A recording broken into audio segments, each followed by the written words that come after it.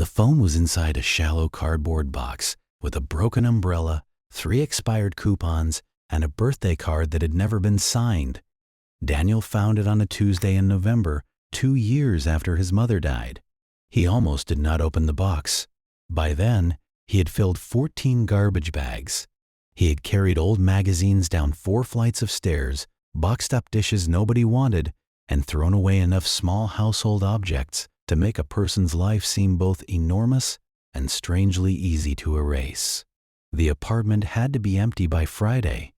After Ruth died, Daniel had kept the lease in his own name. At first, he told Claire it would only be for a few months. The rent was low. Their mother had lived there for nearly 30 years. It seemed wrong to hand the keys back before they had gone through everything properly. Then winter became spring. Spring became another winter. Daniel paid the rent every month from his own account and told himself he would clear the apartment soon. He never did. Not until the building was sold. The new owners sent formal notices, and Friday became a deadline that could no longer be delayed. The old phone was sitting near the front of the closet shelf beneath a folded raincoat and beside a plastic container filled with batteries that had long since corroded. It was an outdated model. Small screen, physical buttons, a cracked plastic back panel, the kind of phone that felt heavier than it looked. Daniel turned it over in his hand. For a moment, he thought he recognized it. Then he told himself he did not. He dropped it into the garbage bag on top of the expired coupons. He tied the bag. He carried it to the apartment door. He set it down. Then he stood there with one hand still resting on the knot of black plastic. The hallway beyond the door was quiet. Someone upstairs was vacuuming. Pipes knocked somewhere inside the walls. The old elevator groaned before opening on another floor. Daniel stared at the bag. He went back. He pulled the phone out. He could never later explain why. It was not a voice. It was not a feeling he could name. It was only a hesitation. A small resistance in his body, as if throwing the phone away would mean throwing away something he had not yet understood. He slipped it into the pocket of his coat and continued clearing the apartment. That night, back in his own place across the city, Daniel found an old charging cable in a kitchen drawer. It fit. The phone powered on slowly. For several seconds, the screen remained black. Then a faint blue light appeared. The device vibrated once against the counter. A crack near the lower corner widened slightly when he pressed the power button, as if the phone had been waiting for one last use before it gave up entirely. Daniel stood in the dark kitchen. He opened the voicemail inbox. There were 3 messages. 2 were from him. The third came from an unsaved number. The timestamp read, October 14th, 2022. His mother had died on October 16th. Daniel held the phone closer to his ear. The message began with static. Then Ruth's voice came through the tiny speaker, thin, slightly breathless, unmistakably hers. Daniel did not move while he listened. He replayed it once, then again. By the 9th time, he knew every pause in her breathing, every hesitation, every word she had chosen, and every word she had almost said. He did not tell anyone what was in the message that night. Some things feel too fragile to repeat while they are still alive inside you. Daniel Marsh was 31 years old. He lived alone in a 1-bedroom apartment in a city that had never fully felt like his. He had a job he was good at and mostly indifferent to, project management for a logistics company. He coordinated timelines, vendors, freight schedules, and deliverables for products he never saw moving through warehouses he had never visited. He was reliable. His coworkers trusted him. He responded to emails quickly. He remembered deadlines. He brought lunch from home in the same container every day, washed it each night, and refilled it in the morning with the kind of quiet consistency that made people assume he had his life under control. His apartment contained almost nothing unnecessary. A couch that was comfortable rather than beautiful. A kitchen table with 2 chairs, one of which was rarely used. A bookshelf with fewer books than people expected from someone like Daniel. a bedroom window that faced a brick wall across a narrow alley. Every morning, a thin stripe of light crossed the floor, reached the closet door around 7:30, and disappeared. Daniel noticed this more often after his mother died. He would stand in the doorway of his bedroom with a cup of coffee in his hand and watch the light move across the floor. It made time visible. People who knew Daniel would have described him as private. People who knew him better might have chosen another word: careful. He had grown up in a small city 4 hours away, the kind of place where everyone knew someone who knew your parents. The grocery store played the same country radio station for decades. The high school football field sat behind a row of low houses with aluminum siding and porches that collected snow in winter. His mother, Ruth, had worked as a bookkeeper for a dental practice. She was practical in the way some people are practical, because no one else in their life has ever been practical enough for them. She kept the radio on in the kitchen, even when she was not in the kitchen. She made soup whenever someone came over, even if nobody had asked for soup. She folded blankets carefully.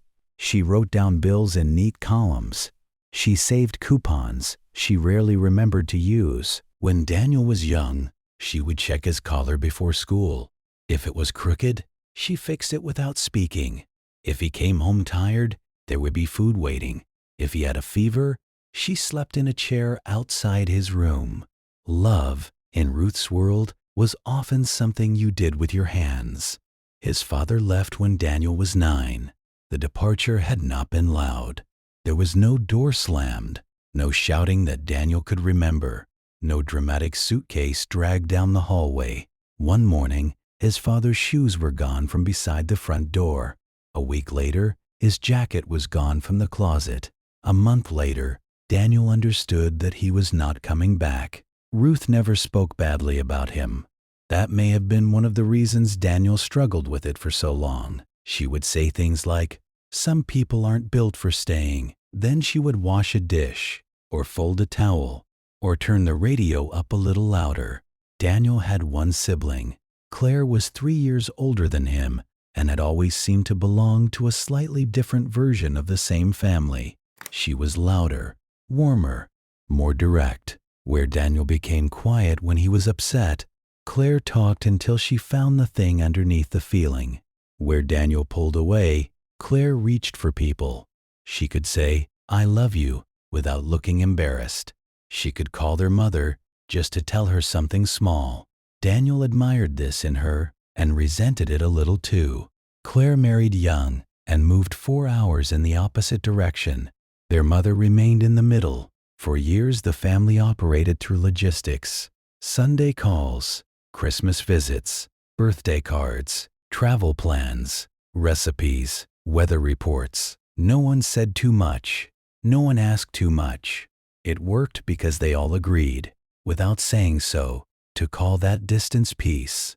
Daniel left home at 18 and never moved back. He told himself it was practical. The jobs were elsewhere. The life was elsewhere. The truth was less tidy.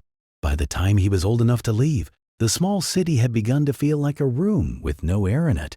Everywhere he went, someone knew his father's name. Someone had a memory of him. Someone had a theory about why he left. Daniel did not want to be the boy whose father disappeared. So he became someone else. At least, he tried to. He came home for holidays. He stayed 3 days at Christmas. He ate soup. He watched television with Ruth. He listened to Claire fill the quiet spaces in the room. By the 3rd day, he would start counting toward the drive back. He never examined this closely. It was easier not to. Ruth began to decline in her early 70s. Nothing dramatic at first. Nothing anyone could point to and say, "There, that is the moment everything changed." She misplaced her keys. She repeated stories. She forgot why she had gone into a room. Once, she called Daniel at work and asked if he had made it home safely after a visit that had happened 3 weeks earlier. He told her he was fine. She laughed in embarrassment. Then she asked if he wanted her to mail him some soup. Daniel said no. He regretted the sharpness of his answer before the call had ended. He apologized. Ruth said it was fine. But Daniel thought about that call for days. The memory problems came and went at first, then they stayed longer. Claire handled more of the practical arrangements because she was better at handling practical arrangements. Doctor visits, medication lists, calls with neighbors, insurance paperwork.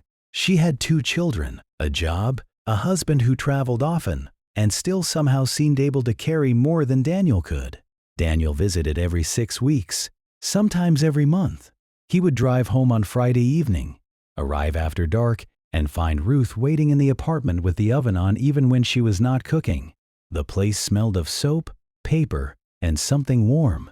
They would eat soup. They would watch old crime dramas on television. Ruth would ask about his work. Still keeping everybody organized? Something like that. Still working too much? Probably. Anyone special? No. She would nod. She did not push. That was the family language. Daniel had never told her about the worst years of his 20s. The months when he woke up each morning with the feeling that someone had removed the color from everything. The period when he saw a therapist twice a week and said very little during the first 3 sessions. The way he had learned to say, "I'm fine," with enough calmness that people stopped asking. He got better eventually. Not all at once. Not dramatically. He began sleeping again. He started cooking. He started answering texts. He learned that a life could become smaller without anyone noticing, and that you sometimes had to rebuild it from very ordinary things. He never told Ruth any of this. He thought he was protecting her. He did not know whether she would have wanted to be protected. Ruth died on a Thursday in October 2022. She had developed what seemed like a minor respiratory infection. Claire took her to urgent care. The doctors admitted her overnight as a precaution. 2 weeks later, she was gone. The hospital called Claire first. Claire called Daniel. He was sitting at his desk, looking at a spreadsheet when her name appeared on his screen. Something in him understood before he answered. He drove through the night. He arrived at the hospital at 4 in the morning. By then, there was nothing left to do. The weeks after her death had a texture Daniel could never properly explain. There were arrangements, flowers, tissues on a folding table, casseroles from neighbors he barely remembered, a church service full of people who said Ruth had been kind. Claire cried openly. Daniel held himself together so completely that people praised him for it. He did not know whether he was being strong or simply absent. After the funeral, he signed the lease papers that allowed him to keep the apartment temporarily. He told himself he would sort through everything soon. 2 years passed. Then, a cardboard box on a closet shelf gave him a reason to stop pretending that grief could be postponed forever. The first call he made after listening to the voicemail was to Claire. He sat on the couch for 40 minutes before dialing. The old phone rested in his hand. He had not written down what Ruth said. He did not trust himself to see the words on paper.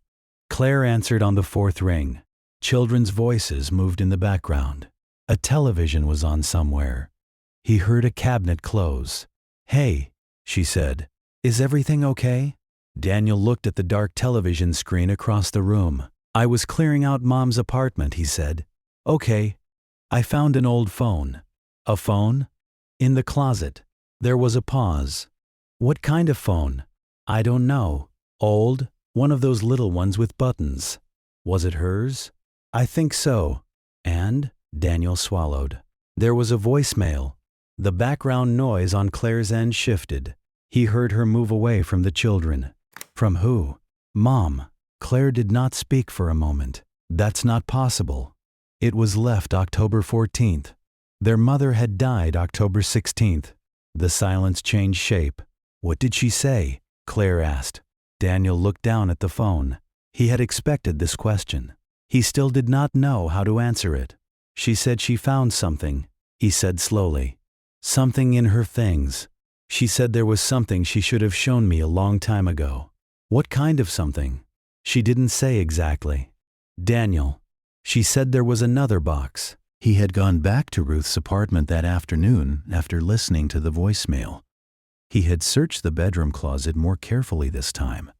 Behind winter coats and an old suitcase, pushed against the wall on the highest shelf, he found a small blue document box with a strip of yellowing tape around it. He had not opened it yet. She said it was in the back of the bedroom closet, he continued.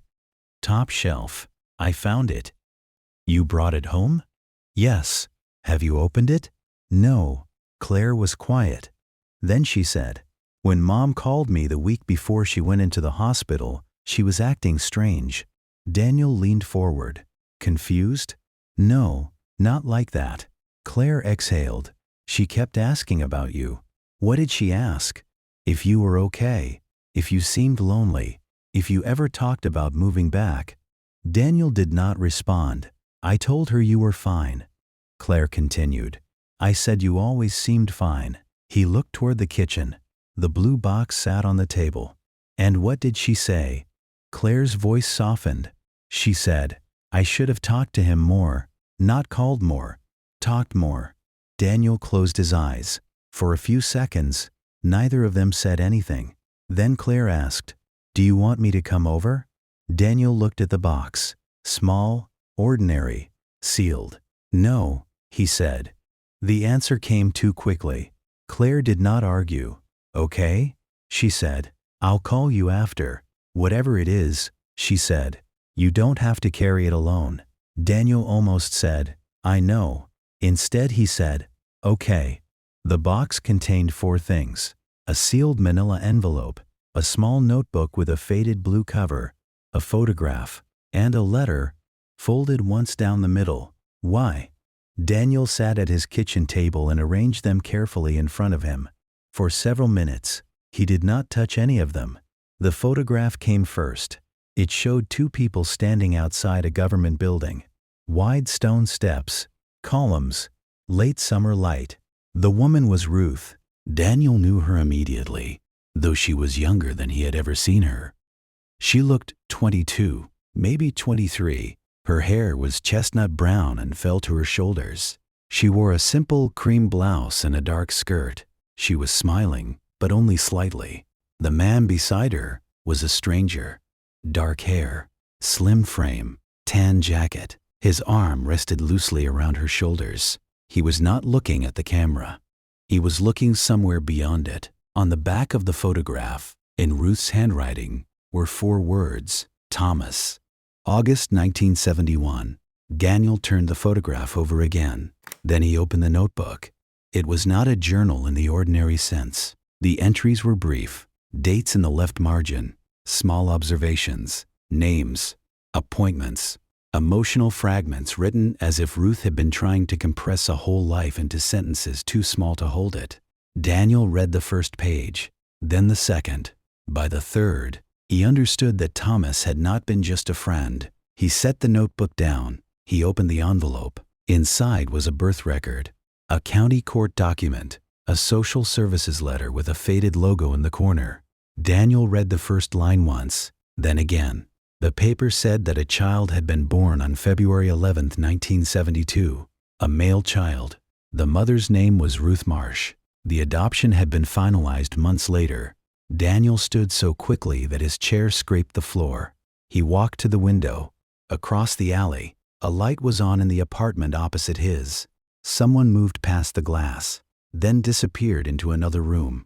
Daniel stared at the brick wall between them. He did not understand why he felt angry. He did not know at whom. Then he returned to the table and picked up the letter. Ruth had written it in the summer of 2019. The handwriting was careful, deliberate. The handwriting of someone who had started the same letter more than once and finally decided that not writing it was worse. She began by saying that she had carried a secret for almost 50 years. She wrote that in 1971, when she was 22, she had been in a relationship with a man named Thomas Carey. She loved him. At least, she had believed she did. She had become pregnant. Thomas had not wanted the child. He had not wanted to stay. He had left with what Ruth described as a practical kind of finality. Daniel read that sentence twice. It sounded like Ruth. Not because of what happened, because of how she chose to describe it. No anger, No accusation, only a clean sentence around an old wound. Ruth carried the pregnancy to term. She gave the baby up for adoption through a county agency. A boy. She held him once. She named him privately, though the official documents listed only initials. Years passed. Ruth met Daniel's father. She married. She had Claire, then Daniel. She built the life Daniel knew, but she never stopped wondering about the child she had given away. In 2019, after years of hesitation, she began a search. She used an adoption registry. She wrote letters. She contacted an intermediary. Eventually, she found a name, Martin. He had been adopted by another family. He had grown up in a nearby state. He had built a life. He now lived in the same city as Daniel, 4 miles away from Daniel's apartment. Ruth had found a phone number. She had not called it. In the letter, she explained why. She did not know whether she had the right to enter a life that had been built without her. She did not know whether he would want to know. She did not know whether contact would bring comfort or only reopen something he had spent decades learning to live with. Then came the final paragraph. I don't know what I'm asking you to do with this, Danny. Maybe I'm not asking you to do anything. I thought about burning these papers. I thought about putting them somewhere nobody would ever find them. But then I thought about what I would really be doing, and I couldn't bring myself to do it. You are more careful than I ever was. You think things through. You always did. Even when you were small, you would sit with a problem until your whole face went still. Then you would say something that surprised me. I only want you to know that you have a brother. Whether that means something or nothing, I leave to you. The phone number, Ruth wrote, was on the final page of the blue notebook. Daniel folded the letter along its original crease. He placed it beside the photograph. He did not turn to the last page of the notebook. Not that night. He called Claire the next morning. He read her the letter. He described the documents. He told her the date, February 11th, 1972. When he finished, Claire said nothing for a full minute. A brother, she finally said. Half-brother. Still. Daniel stood at the kitchen window. The sky was gray. The apartment across the alley was dark now. She found him, Claire said. She actually found him. Yes. And he lives in your city? According to the letter. 4 miles away? Yes. Claire let out a breath that sounded almost like a laugh, though there was no humor in it. She had a number. Yes. And she never called? No. Not once? No. Claire was quiet again. Then she said, I don't know what to feel. Daniel looked at the blue notebook on the table. I don't either. She never told either of us. It changes things. Does it? Yes. Claire paused. I don't know how, but it does. Daniel did not answer. He thought of the life he had spent avoiding difficult conversations because he thought silence kept things stable. He thought of his mother sitting in the apartment across from him during visits, asking if he was seeing anyone, asking if he was happy, then accepting his short answers because that was what he gave her. He thought of the things she had known about him and the things she had not. She said I was careful, he told Claire. You are. She said I surprised her sometimes. Claire was silent for a moment. Then she said, she told me that too. Daniel looked at the notebook. I need time, he said. Okay, you think I should call him? I think Mom wanted him to know. That's not the same thing. No, Claire said. It isn't. Her voice softened. But I think you want to call him. Daniel did not answer. Claire did not push. That was one of the things Daniel loved about her. She knew when to speak and when not to. For 6 days, Daniel did not turn to the final page of the notebook. He read everything except the number. He went to work. He answered emails. He made schedules. He ate lunch from his container. Each morning, the stripe of light crossed his bedroom floor and reached the closet door. The blue box sat on the top shelf inside. Daniel noticed it without looking at it. On the 3rd day, he called the property manager and told her he would bring the final keys by Friday. On the 4th day, he went back to Ruth's apartment to collect the last of the furniture. He found himself standing in the kitchen for almost an hour. The radio was still there. a small white radio with a cracked dial. He turned it on. Static filled the room. Then a country song came through faintly, the same kind of music he remembered from childhood mornings. He stood beside the counter listening. There was a drawer beneath the radio filled with coupons. Ruth had saved them neatly in envelopes by month. Some were more than 10 years old. Daniel sat at the kitchen table and laughed once. It came out wrong. Then he cried, not loudly, not dramatically. He put his face in both hands and sat there in the apartment his mother had loved, surrounded by the small evidence of a life he thought he had understood. When he returned to the city that night, Claire called. "There's something I didn't tell you," she said. Daniel sat on the edge of his couch. "What?" "Last spring, when Mom came to visit." "The last time she came by herself?" "Yes." Claire hesitated. She was going through old photographs with Emma. Emma found a small picture in Mom's purse, one of those wallet-sized hospital photos. Daniel said nothing. She asked who the baby was. "What did Mom say?" "She said it was an old picture she had been carrying for a long time." Daniel looked toward the kitchen. "And then?" "Then she put it away, changed the subject." "A baby?" "Yes." Claire's voice was quieter now. "I didn't think anything of it. I just thought it was one of those old family things." Daniel imagined Ruth in Claire's house, sitting at the table with her granddaughter, holding a photograph of a newborn she had placed in someone else's arms 50 years earlier. He imagined the photograph in her purse, carried from room to room, from city to city, not because she knew what to do with it, maybe because she did not. She had his number, Claire said. Yes. She had his photograph. Yes. And she still couldn't call. Daniel looked down at his hands. "Sounds like her," Claire said. "It sounds like me too." There was a long pause. Then Claire said, "Open the notebook." Daniel opened it that night. The final page contained a name and a phone number written in pencil. Martin Hale. The numbers were neat but faint, as if Ruth had written them with the expectation that she might need to erase them. Daniel stared at the name. Martin. A man who had lived his entire life without knowing Ruth had kept a photograph of him in her purse. A man who had lived 4 miles away. A man who may have walked past Daniel on a street without either of them knowing. Daniel copied the number onto a separate piece of paper. Then he put the notebook away. He left the paper on the kitchen table. For 2 more weeks, he did not call. At night, he sat on the couch and looked at the number from across the room. He thought about all the reasons not to do it. Martin might not want contact. Martin might have made peace with not knowing. Martin might resent the intrusion. Martin might be angry. Daniel might be wrong. Maybe Ruth had been wrong to search. Maybe Daniel was making the same mistake in a different direction. One Thursday evening, Claire called again. "What are you afraid of?" she asked. Daniel did not pretend not to understand the question. "That he has a whole life," he said. "That I'm about to walk into it and make something worse. And that I'm doing this for me. Is that possible?" "Yes." Claire was quiet. Then she said, "Most things are more than one thing at once."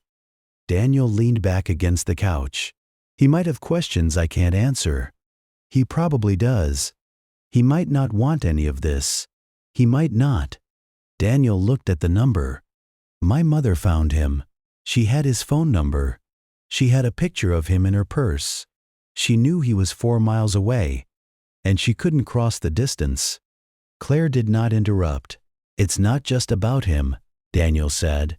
"I know that. It's about her, and me, and every time I thought I was protecting someone by not saying something." "Daniel." He waited. "She left it to you." He closed his eyes. "She said I was careful. She said you were careful because she trusted you. What if careful is just another word for scared?" Claire did not answer immediately. Then she said, "Maybe sometimes it is." The line was quiet. "But maybe you can still call." Daniel called Martin on a Saturday morning in early December. He sat at the kitchen table. The number was in front of him. The old phone rested beside it. Winter light came thinly through the window. He had prepared an opening. He did not use it. The phone rang 4 times. A man answered. His voice was low, calm, slightly guarded. "Hello?" Daniel's throat tightened. "Is this Martin Hale?" "Yes." A pause. "My name is Daniel Marsh." The silence that followed did not feel empty. It felt occupied. Daniel looked at the page in front of him. "I think," he said, "we may share a mother." For several seconds, Martin said nothing. Then he said, "I'm listening." Daniel told him. Not all at once, not perfectly. He told him about Ruth, the voicemail, the blue box, the letter, the date, February 11th, 1972. When Daniel stopped speaking, Martin asked only one question. "She died?" "Yes." "When?" "October 2022. Another pause. Then Martin said, "I knew my birthday." Daniel looked down. "I've always known the date." Martin continued, "Not much else. I'm sorry she didn't call you herself." Daniel heard his own voice change around the apology. "I think she wanted to. I think she—" He stopped, then began again. "She found you. She had your number. She just couldn't figure out how to cross the distance." Martin breathed slowly. "You said she found me." "Yes." "And she knew where I lived?" "Yes." "What else did she leave?" "A notebook, a letter, a photograph of her with a man named Thomas Carey." Martin was quiet. "I know the name," he said. Daniel looked up. "You do, too?" "Not well, not completely." Martin paused. "I've been doing DNA research for a few years. I got a partial match 3 years ago. Then I hired someone to help me understand the family tree. Thomas Carey came up as a possibility. I never pursued it. Why not? I didn't know what I was looking for." Daniel did not answer. Martin continued. "I had good parents, my adoptive parents. I don't want you to misunderstand that. They told me I was adopted when I was young. They loved me. I had a good life." "I understand. But there's still a part of you that wonders," Martin said. "Not because your life is broken, just because there's a room in the house you've never been allowed to enter." Daniel looked at the phone. The sentence stayed with him. "I found the room," Martin said quietly. "I just didn't know whether I wanted to open the door." Daniel swallowed. "I don't know what the right thing is," he said. "I don't know what you need. I don't know if you want to meet me. I just thought you should know she existed, that she found you, that she had your name written down in pencil in a notebook she kept for 50 years. Martin did not respond for a long time. Then he said, "Does it change anything?" Daniel thought about it. "I don't know. Ask me again in a year," Martin said. Daniel let out a breath. "Okay. You're in the city?" "Yes. There's a coffee shop on Meridian Street," Martin said. "It's nothing special. I just know where it is." Daniel wrote down the name. "I'm not making promises," Martin said, "about what this becomes. I know, but I would like to see the photograph." Daniel looked toward the closet. "I can bring it. Wednesday?" "Wednesday." They met in January. The city was cold and colorless. Snow had melted into dark water along the curb. The sidewalks shone under a pale afternoon sky. Daniel arrived early. He chose a table near the window. He ordered coffee and did not drink it. The photograph rested face down beside his hand. Martin arrived 7 minutes after the agreed time. Daniel recognized him immediately, not because he looked like Ruth, not because he looked like Daniel. There was no simple visual explanation for the recognition. Martin moved through the room slowly, as if he needed a moment to understand any place before he entered it fully. He was tall. His hair was dark at the sides and gray at the temples. He wore a charcoal coat and held his gloves in one hand. When he saw Daniel, he stopped for half a second. Then he crossed the room. They shook hands. "Daniel." "Martin." They sat down. For several minutes they talked about things that did not matter. The weather, the neighborhood, how long each of them had lived in the city. Martin had been there 14 years. Daniel had been there 11. They had lived within a few miles of each other, without knowing. It was not uncomfortable. It was the kind of careful conversation people have when both of them understand that something larger is waiting nearby. Eventually, Daniel turned the photograph over. Martin looked at it for a long time. He picked it up. Ruth stood outside the government building in the late summer light, young enough to seem almost fictional.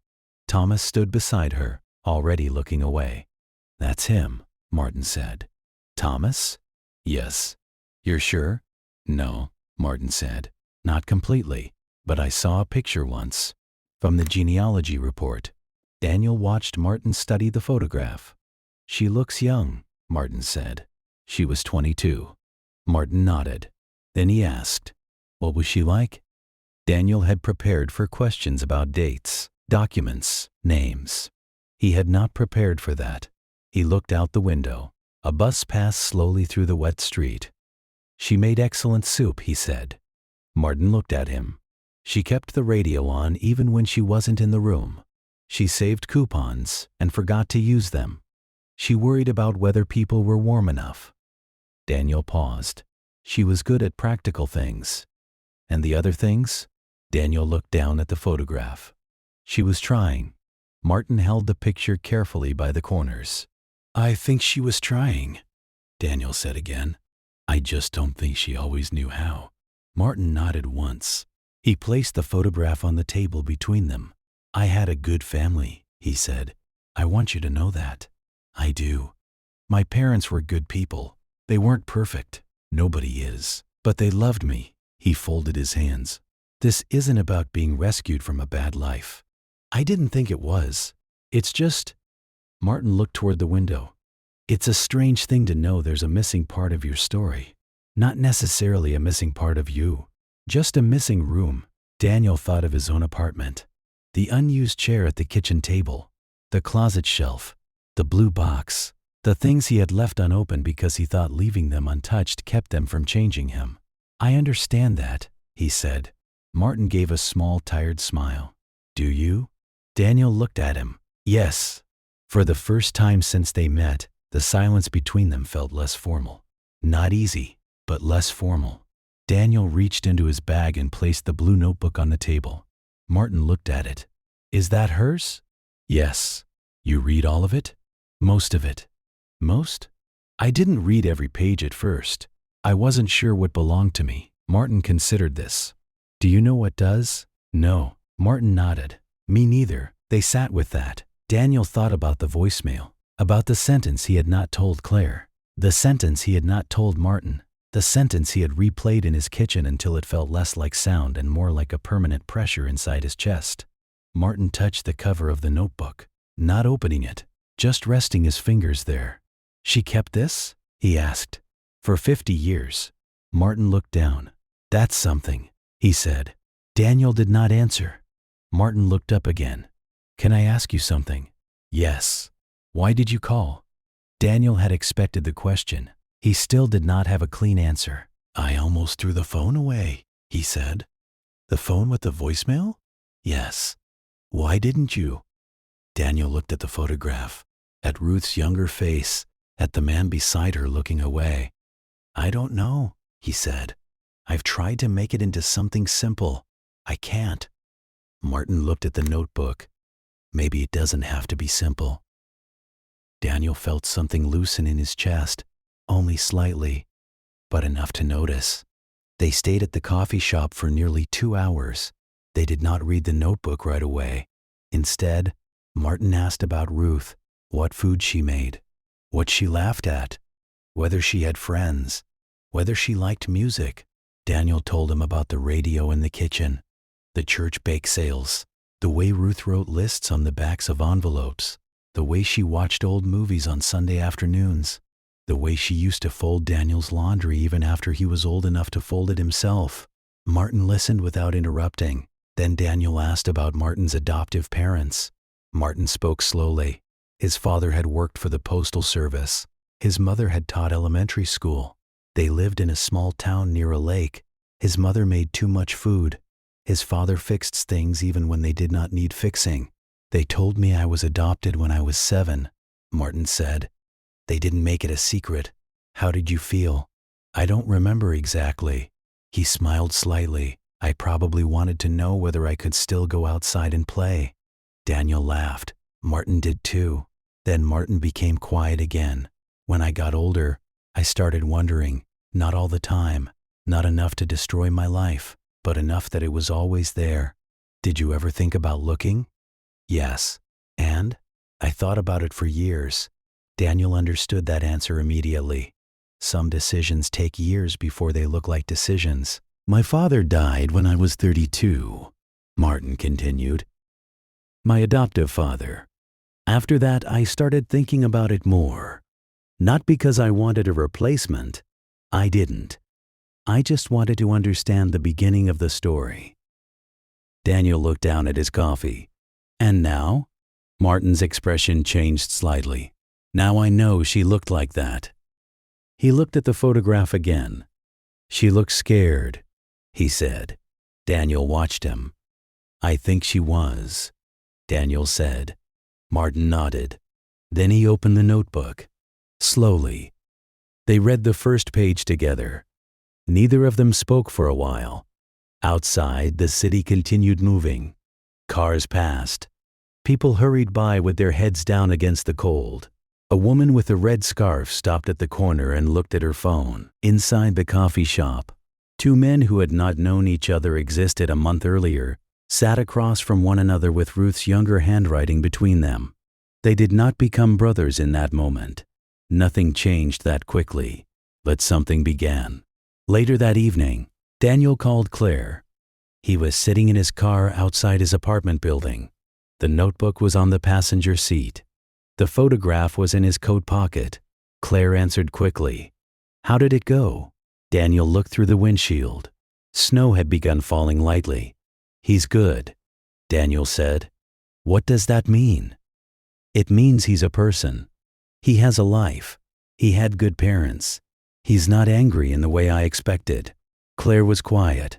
Did he want to see the notebook? Yes. And? We read some of it. How was he? Careful. Claire laughed softly. Sounds familiar. Daniel smiled despite himself.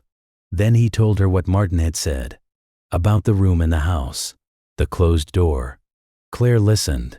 When he finished, she said, Mom would have liked that. Daniel looked down at the old phone resting in the cup holder. I finally listened to the voicemail again before I went in. You hadn't. Not since the first night. Claire waited. Daniel closed his eyes. She said, Danny, I found something. I should have told you before. I should have told you a lot of things before. Claire did not say anything. She said she was sorry she waited so long. She said she was scared. Daniel's voice changed. He continued anyway. Then she said, I should have been braver with all of it. I'm telling you now because maybe you can be.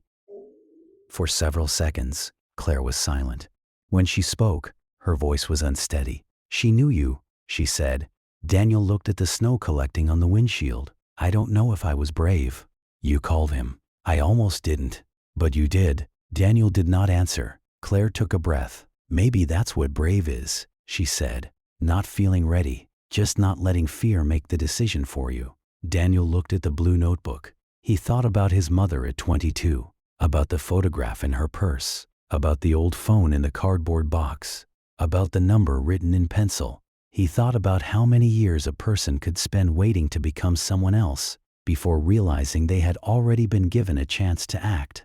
I'll see him again, Daniel said. I know, Claire replied. Daniel met Martin 3 weeks later, then again in February. The meetings were not dramatic. They did not call each other brother at first. They did not suddenly become close. They had coffee. They exchanged stories. Martin brought photographs of his adoptive parents. Daniel brought an old recipe card in Ruth's handwriting. They compared small details that should not have mattered but did. Martin had Ruth's eyes. Not exactly. Not enough that Daniel noticed at first. But sometimes, when Martin looked down before answering a question, there was something in the shape of the pause that felt familiar. Daniel did not mention it. Some things did not need to be announced to become real. By spring, Martin came to Claire's house once for dinner. The children were shy around him at first. Then Claire's youngest asked whether he liked soup. Martin looked at Daniel. Daniel looked at Claire. Claire laughed. "I make a good one," she said. It was not a perfect moment. Nothing about it was perfect. Ruth was not there. The years had not been returned. The questions had not all been answered. Thomas Carey remained a name in an old notebook and a face in a photograph. Martin did not decide to find him. Not yet. Maybe not ever. But the blue notebook stayed on Martin's shelf. The photograph stayed in Daniel's apartment. And the old phone stayed in a drawer beside his kitchen table. Sometimes Daniel listened to the voicemail. Not often. Not every day. But when he did, he no longer replayed it 9 times. Once was enough. His mother's voice was still thin, still breathless, still coming through a cracked speaker from a day that had already passed. But Daniel no longer heard it, only as an apology. He heard it as an opening, a door she had been unable to walk through herself, a door she had left unlocked. 2 years after Ruth's death, Daniel finally returned the keys to her apartment. The building had been repainted. The hallway smelled of fresh plaster and cleaning solution. The old radio was gone. The kitchen table was gone. The cupboard where she stored coupons was empty. Before leaving, Daniel stood in the doorway one last time. The apartment looked smaller without her things. For years he had believed that leaving it untouched was a way of keeping something alive. Now he understood that grief was not a room you could preserve forever. You could remember, you could carry, you could return. But eventually, you had to leave the door open for someone else to enter. Daniel placed the keys in the property manager's hand. Then he walked outside. The afternoon was cold but bright. His phone vibrated in his coat pocket. A message from Martin. "Coffee next week?" Daniel looked at it for a moment. Then he typed, "Yeah, I'd like that." He put the phone away and continued down the street. He did not know what Martin would become to him. He did not know whether the word brother would ever feel natural. He did not know how many conversations it would take to build something that had been missing for more than 50 years. But he knew that some distances were not crossed all at once. Sometimes they were crossed through a voicemail, a blue notebook, a photograph, a phone number written in pencil, and one person deciding, finally, not to let fear make the choice.